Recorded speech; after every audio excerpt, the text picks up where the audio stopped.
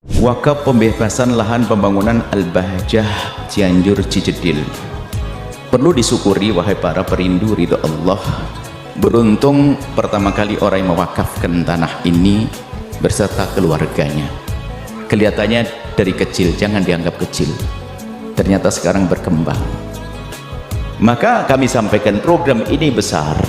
Tapi sebesar apapun program itu, kalau kita tidak punya, tidak mengikatkan, tidak mengelengkan, tidak menyambungkan, kita hendak mendapatkan kebesaran itu nanti di akhirat. Akan tapi tetap kita kembalikan pada Allah. Kalau hamba yang dipilih tetap akan datang. Bismillah, langsung ke BSI 751 2222 158 atas nama Wakaf Al-Bahjah Cianjur. Bismillah. Tanggap ing sasmito, artinya tanggap ing sasmito ini adalah lebih murni daripada sebuah doktrin yang menyatakan bahwasanya ada amal jariah dan sebagainya. Sebab mohon maaf, kebanyakan tidaklah itu agama A, agama B pasti disertai dengan doktrin, atau kata orang tua saya hanya mengatakan pasti disertai amang-amang, iming-iming dan omong-omong. Tapi ulo salam yo atur bagyo wis muga nusantara. Om wilahing jati nuhune hajat-hajate leluhur Nusantara, tapi uluk salam mulia. Saya sering sekali dicibiri atau dibully kalau istilah sekarang, bahwa ngemis online ngemis online. Namun tidak perlu saya terlalu memikirkan itu, atau bahkan tidak perlu saya memikirkan hal yang seperti itu, yang dikarenakan mungkin kebanyakan orang adalah tidak paham. Dianggapnya spiritual itu cukup topo, broto yang tanpa ada persyaratan tertentu atau memetri tertentu, atau hal-hal yang perlu dukungan dengan yang sifatnya material. Dari zaman dulu sampai sekarang, yang namanya spiritual, yang namanya material, ini sesungguhnya adalah bergandengan tangan. Maka kalau orang dulu banyak yang mengatakan sugio siro kang tanpa bondo, menango siro kang datan ngasorake. Yang dimaksud sugih tanpa bondo dalam perjalanan spiritual itu adalah disanggah oleh beberapa orang yang paham. Kalau kata Buya Yahya itu adalah perindu ridho Allah. Nah, kalau saya mengatakan adalah perindu kebangkitan Nusantara melalui proses spiritual. Karena kebangkitan Nusantara tanpa dilandasi spiritual, niscaya tidak akan bangkit untuk selama-lamanya. Ya, sekali lagi saya mengatakan, niscaya kebangkitan Nusantara ini tanpa dilandasi spiritual, tidak mungkin akan bangkit untuk selama-lamanya. Nah, kali ini saya perlu menyampaikan yang bahwasanya mungkin saya adalah orang yang mengkritisi bagaimana yang namanya tamu bisa sangat besar di tuan rumahnya. Artinya saya sering mengatakan bahwasanya agama itu adalah tamu di bumi Nusantara. Namun mohon maaf, para ajengannya, para kiainya, para bikunya, para bantainya, para pemangkunya dan sebagainya yang sifatnya itu adalah pemuka agama dari itu itu selalu berkecukupan. Karena apa? Sugih tanpa bondo ini bisa berjalan.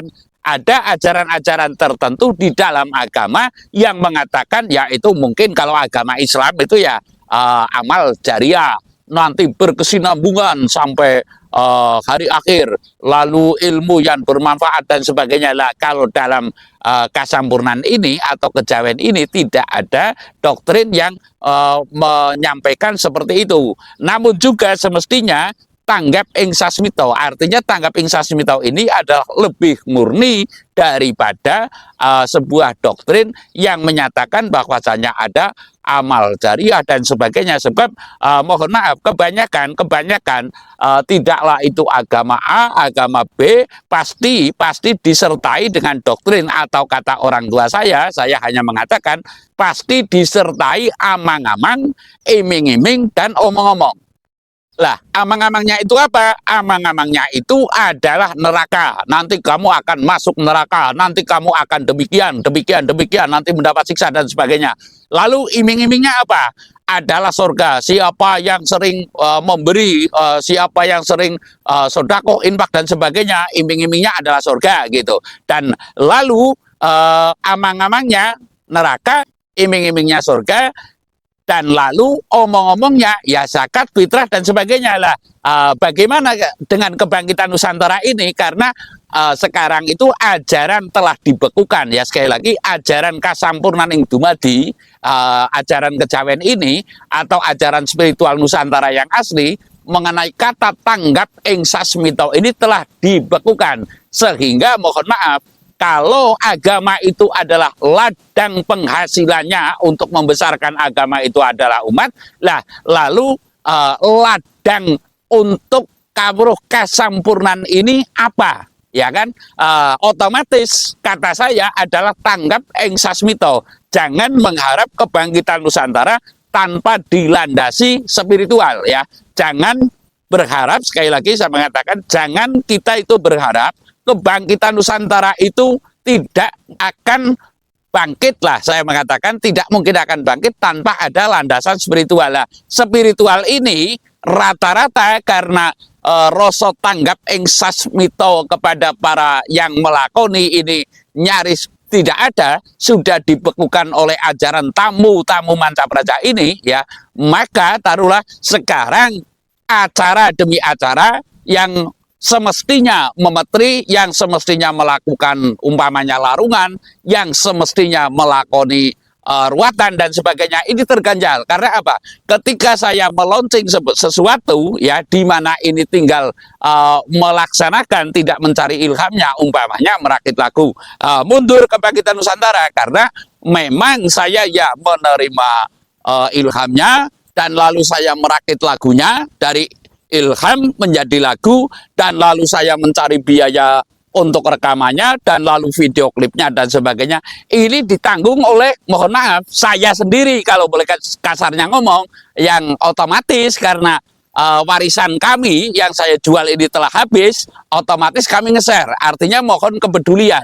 Namun ketika saya meluncing ini, hasilnya adalah ngemis online, ya. Ini loh, YouTuber sekarang banyak yang ngemis online lah. Saya akan mengatakan, lah ini yang menyebabkan terlambatnya sebuah tujuan leluhur Nusantara yang semestinya, saya sering mengatakan kepada seorang yang secara seksama dengan saya, ya, bahwa saya semestinya ini kebangkitan Nusantara itu sudah terwujud 8 tahun yang lalu. Namun karena sesuatu hal yang saya maksud, kemunduran daripada petua-petua yang dilaksanakan ini, sehingga sampai sekarang belum bisa mewujudkan apa yang didamba-dambakan oleh leluhur Nusantara. Jadi saya mengatakan di sini adalah kalau sumber penghasilan agama ini jelas karena umatnya, namun apa sumber penghasilan para pelaku spiritual Nusantara. Jadi ketika saya itu meluncing sebuah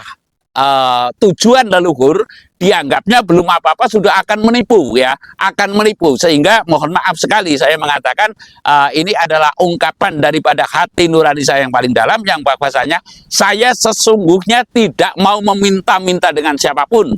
Kalau perlu saya itu memberi. Namun di mana kewajibanmu sebagai bangsa Indonesia, ya, sebagai wong Jawa, nang ditanggung jawabmu guli dadi wong Jawa, ning ditanggung jawabmu guli dadi wong Nuswantara, di mana Nuswantara telah kejajah oleh paham-paham mancanegara, dan lalu akan membiarkan tanpa ada tindakan spiritual yang nyata yang akan bisa mewujudkan kembalinya tatanan budaya asli Nusantara. Saya rasa demikian. Terima kasih.